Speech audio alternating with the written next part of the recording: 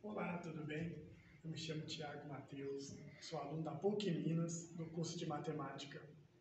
E hoje nós vamos conversar sobre um assunto muito interessante e importante na matemática, que se refere à sequência de Fibonacci.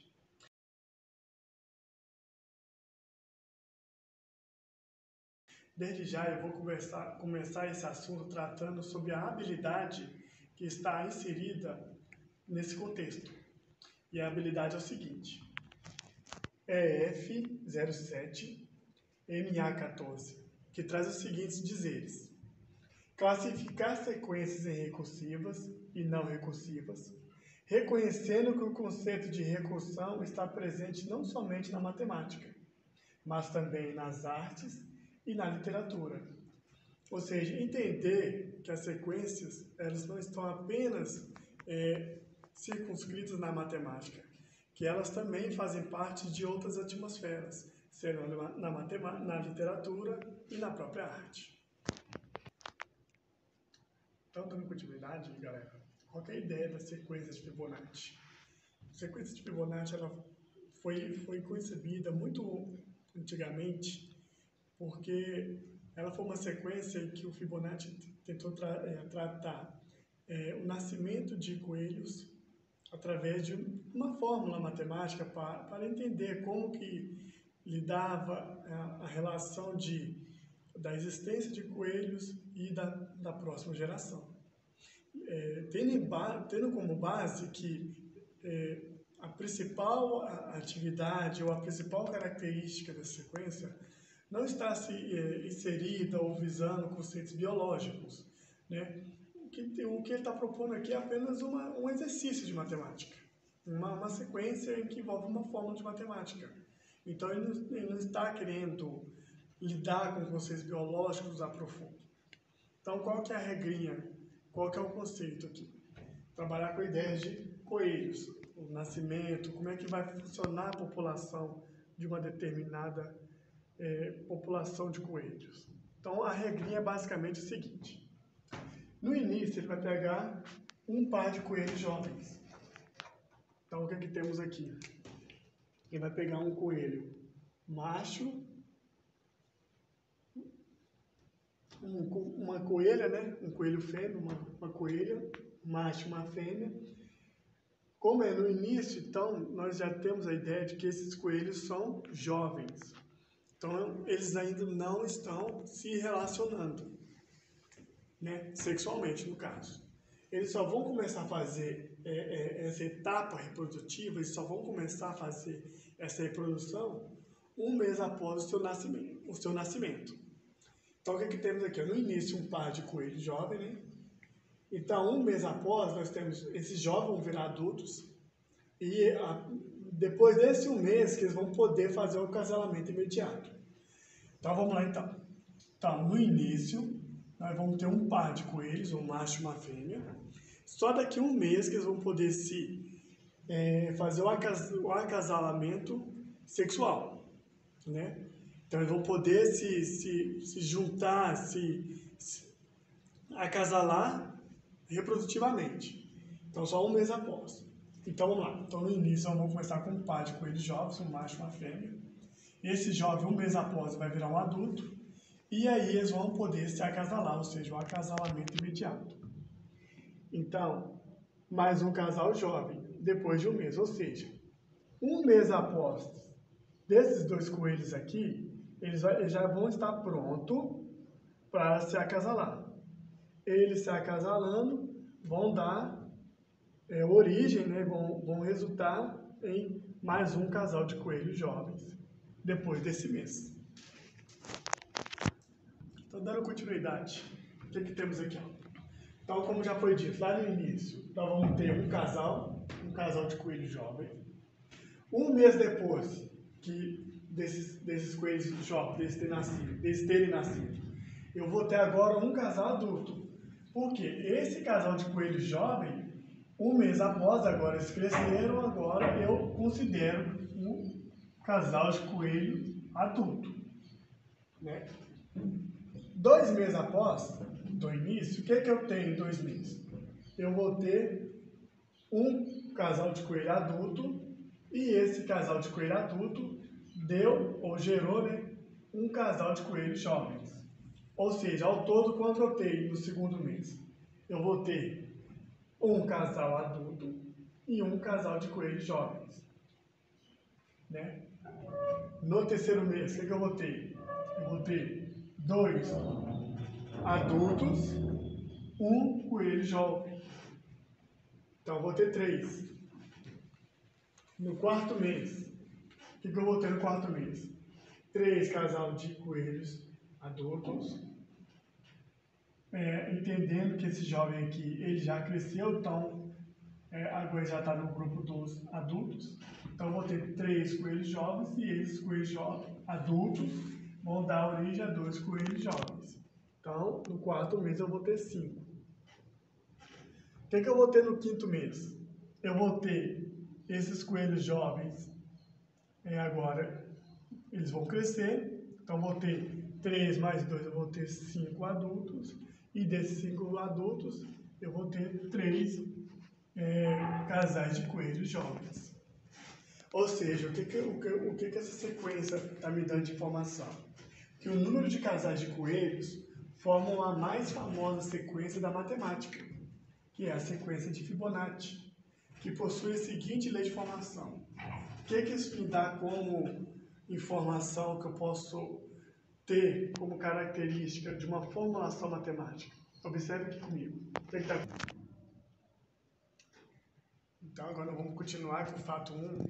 E esse fato 1 ele vai trazer para a gente, como foi dito aqui anteriormente, a propriedade que fala sobre a sequência de Fibonacci. Então, fato 1, lei de formação. Então, a lei de formação ela é bem tranquila. Como é que ela está relacionada na matemática? F de n mais 2, que é o meu próximo termo, ele está relacionado, ou ele depende da soma dos meus termos anteriores. Por exemplo, para n igual a 5. Exemplo. Para n igual a 5, o que eu vou ter? Fazendo de trás para frente. Eu vou ter aqui o f de 5 mais f de n mais 1, que vai dar o f de 6. Isso aqui é igual a n mais 2 e o f de 7. Ou seja, basicamente, o que eu tenho? Uma sequência de números, o 5, o 6, o 7, o termo, ou o último termo, ele depende da soma dos outros dois anteriores. Trazendo para cá, deixa eu só apagar aqui para dar continuidade. Ou seja, através dessa fórmula, dessa sequência de Fibonacci, o que eu posso perceber? O 1, aqui é o termo anterior, o próximo termo. O 2, ele está relacionado com a soma dos dois anteriores. Vamos pegar aqui o número 8. O número 8, que seria o f de n, ele está relacionado com a soma dos dois números anteriores. O 21 está relacionado com a soma dos dois números anteriores. Então, se eu faço aqui, igual eu fiz anteriormente, o 8 mais 13, eu vou chegar no 21. Então, assim, o que eu tenho da sequência de Fibonacci? 1, 1, 2, 3, 5, 8, 13, 21, 34, 55 e assim sucessivamente. Né? Sucessivamente, que está aqui representado por esses 3 pontinhos. Ou seja, continua. Agora, observe aqui nessa lista de formação o seguinte. Quando eu pego o próximo termo e eu divido pelo anterior, o que eu vou ter? Eu tenho, na verdade, quando eu tenho o termo anterior e estou dividindo pelo próximo, o que eu vou ter? Se eu pego o próximo termo e divido pelo anterior, eu vou ter, de início aqui, eu vou ter 1 sobre 1, vou ter 1. O próximo termo. Então, eu vou pegar o anterior e vou dividir pelo próximo. Então, eu vou pegar o anterior, e vou dividir pelo próximo. Qual que é essa razão que eu tenho? 1 sobre 2, meio, ou 0,5. Vou pegar o próximo. Né? vou pegar o próximo da sequência, no caso. Vou pegar o anterior e vou dividir pelo próximo. Vou ter 3 sobre 5, que é 0,6. E assim sucessivamente. 5 sobre 8, 0,625. 8 sobre 13, 0,615. 13 dividido por 21, 0,619. 21 dividido por 34, 0,617. E assim sucessivamente. Se você faz 34 dividido por 55, você vai achar 0,618. Ou seja, a razão entre dois números consecutivos da sequência de Fibonacci, ela tende ao número de ouro, certo? Então, dando continuidade, galera, como eu já tinha citado aqui anteriormente, falei sobre o número ouro e qual que é a importância desse número ouro na natureza. Ou seja, para a gente, qual que é a importância desse número ouro? Primeiro que o homem sempre procurou a beleza em si, né? A perfeição. E a natureza, ela propôs ideias ou propôs sugestões, ainda que natural, para tentar responder essa busca pela perfeição. Então, eu trouxe aqui hoje alguns exemplos, ou a importância do número ouro, que eu posso até colocar aqui exemplos, né? Importância ou exemplos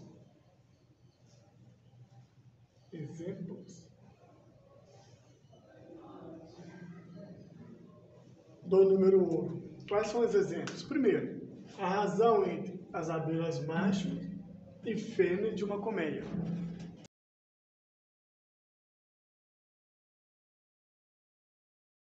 Segundo exemplo, a razão entre as aspirais de um caracol. Esse aqui é bem interessante.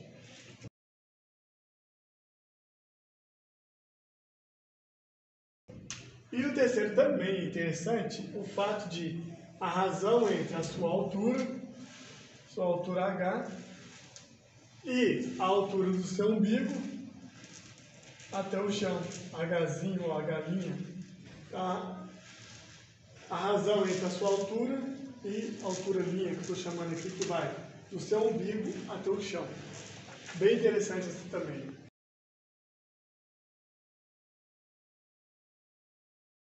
Mas como que foi construído essa razão áurea? Como é que eu posso pensar? Vem comigo aqui, ó. Então eu vou te dar aqui, ó, o segmento AC. Eu vou te dar um ponto B de tal maneira que esse ponto B ele divida, ou ele venha dividir o segmento AC em média e extrema razão. Então como é que vai ficar aqui, ó? O segmento AB, de início, o segmento AC eu estou chamando de um tamanho Azinho. O segmento AB, que está dividido em média e extrema razão, B, eu vou chamar de X. Ou seja, se tudo é A, quem é o BC? O BC é tudo, que é o A, menos a parte que eu tenho, que é o X. Ou seja, BC é AC menos, se eu tirar o pedaço AB, eu tenho BC. Então, A menos X, que é o AB, eu encontro o BC. Então, o segmento B, o ponto B, ele divide o segmento AC em média e extrema razão. Então, como é que fica essa propriedade? Então, eu tenho que o tamanho AB está para BC, assim como o A está para AB. Ou seja, em outras palavras, eu tenho que X está para A menos X, assim como o A, o todo, está para X. Multiplicando o cruzado, eu vou ter X vezes X, X ao quadrado. A que multiplica A menos X é AX. Então, eu vou ter que, no final disso tudo, vou ter uma equação do tipo X ao quadrado mais AX menos A igual a zero. Resolvendo essa equação, eu vou ter que a raiz positiva dessa equação é x é igual a que multiplica a raiz de 5 menos 1 sobre 2, que é aproximadamente 0,18 vezes A. Então, AB é chamado de segmento áureo. E o segmento áureo, o número de ouro, representado por esse símbolo, nada mais é do que a raiz de 5 menos 1 sobre 2. Ou seja, essa razão que eu estava trabalhando, é que lá no início, essa razão, quando eu disse que a razão entre dois números consecutivos da sequência Fibonacci tende ao número ouro, que está escrito aqui, pequenininho, raiz de 5 menos 1 sobre 2. Então, essa razão tende a esse número, o número de ouro. Estou dando continuidade. Eu vou deixar um exercício, que é uma questão que caiu no Enem de 2021, que fala a respeito da frequência de Fibonacci, né, sequência de Fibonacci. E eu espero que vocês pausem o vídeo, tentem resolver a questão e em seguida volte para que possamos trazer a resolução dessa questão.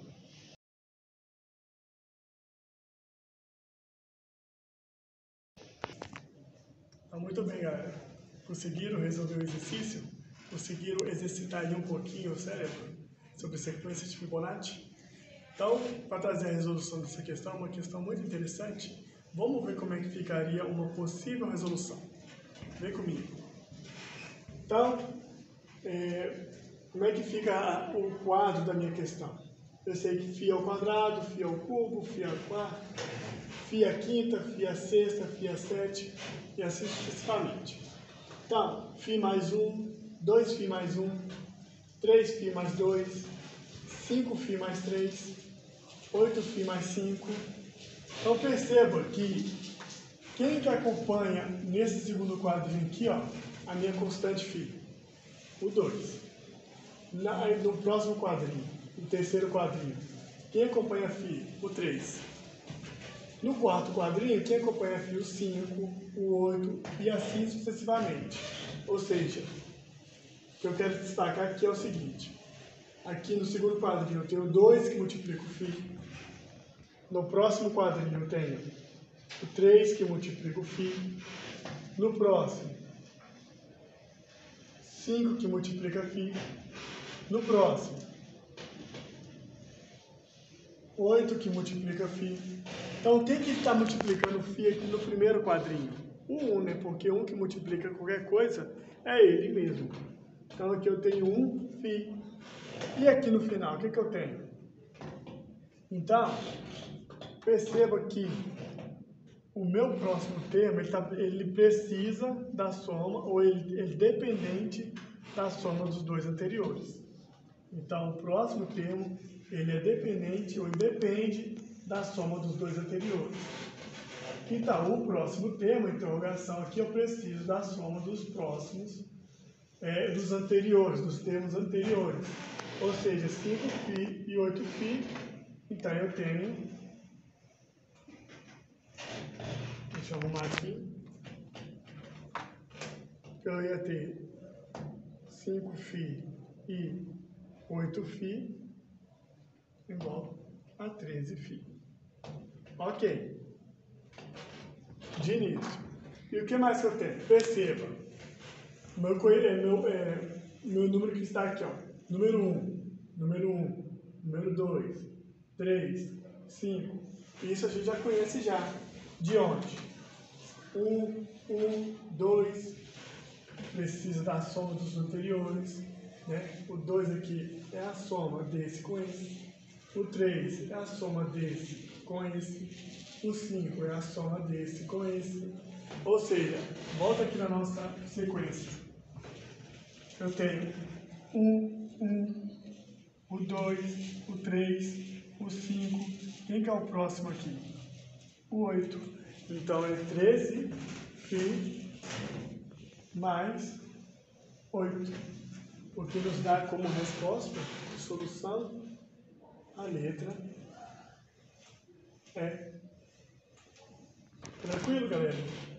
Deu certinho? Acertaram? Gostaram da questão? Espero que tenha gostado desse vídeo sobre sequência de Fibonacci, sobre o número de ouro, suas propriedades, as suas implicações na natureza, né? os fatos relevantes, suas importâncias. É claro que tem outras importâncias também, outros assuntos para serem tratados, né? Mas aí está alguns exemplos. Espero que tenham gostado, né, dessa lei de formação, dessa lei de recorrência. E finalizando com a nossa questão, espero que tenha gostado. Até o próximo vídeo. Valeu!